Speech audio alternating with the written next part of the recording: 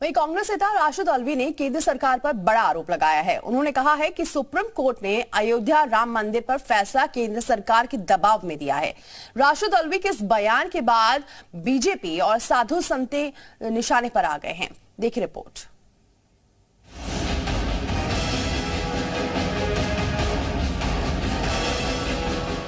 Supreme court के पूर्व जज अब्दुल नजीर को आंध्र प्रदेश का राज्यपाल मनोनीत करना विपक्ष को रास नहीं आ रहा है। उनकी नियुक्ति को लेकर कांग्रेस और समाजवादी पार्टी ने सवाल खड़े कर दिए हैं। कांग्रेस नेता राशिद अल्वी ने केंद्र सरकार पर बड़ा आरोप लगाया है। उन्होंने कहा कि राम जन्मभूमि बाबरी मस्जिद मामले में सुप्रीम कोर्ट का फैसला केंद्र सरकार के दबाव में दिया गया। तो वहीं समाजवादी पार्टी ने आरोप लगाया कि उन्होंने अब्दुल नजीर को बाबरी मस्जिद के खिलाफ फैसला सुनाने का इनाम दिया है।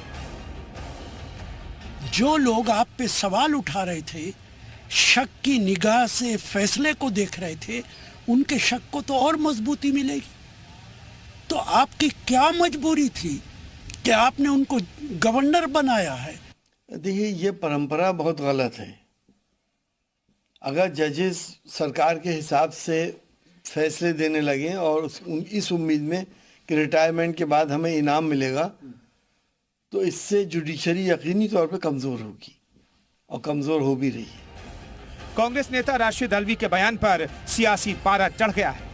उन्होंने सवाल सुप्रीम कोर्ट और राम मंदिर पर उठाए, इसलिए वो बीजेपी नेताओं और साधु संतों के निशाने पर आ गए हैं। ये सिर्फ चर्चा में आने के लिए मूर्खतापूर्ण बयान देते हैं। इन लोगों के बयान पर बिल्कुल ध्यान नहीं देना चाहिए।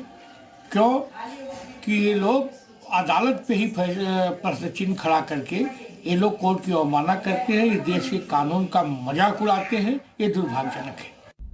पहली बात तो अल्वी साहब, आपकी मानसिकता कतई नहीं ठीक है। आप संविधान का अपमान कर रहे हैं।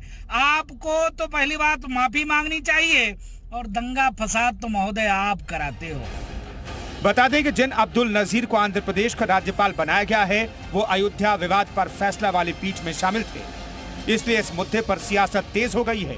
बीजेपी जहां एक और राम मंदिर के मुद्दे को 2024 में भुनाने की कोशिश में जुटी है, तो वहीं बीजेपी पसमानदा मुसलमानों को साधने में भी जुटी है। यही बात कांग्रेस और दूसरे दलों को रास नहीं आ रही है। इसलिए राशिद अल्वी का बयान बीजेपी के मुस्लिम वोटों में सेंध लगाने की कोशिश को नाकाम करने के तौर पर देखा जा रहा है। ब्यूरो रिपोर्ट, जी मीडिया।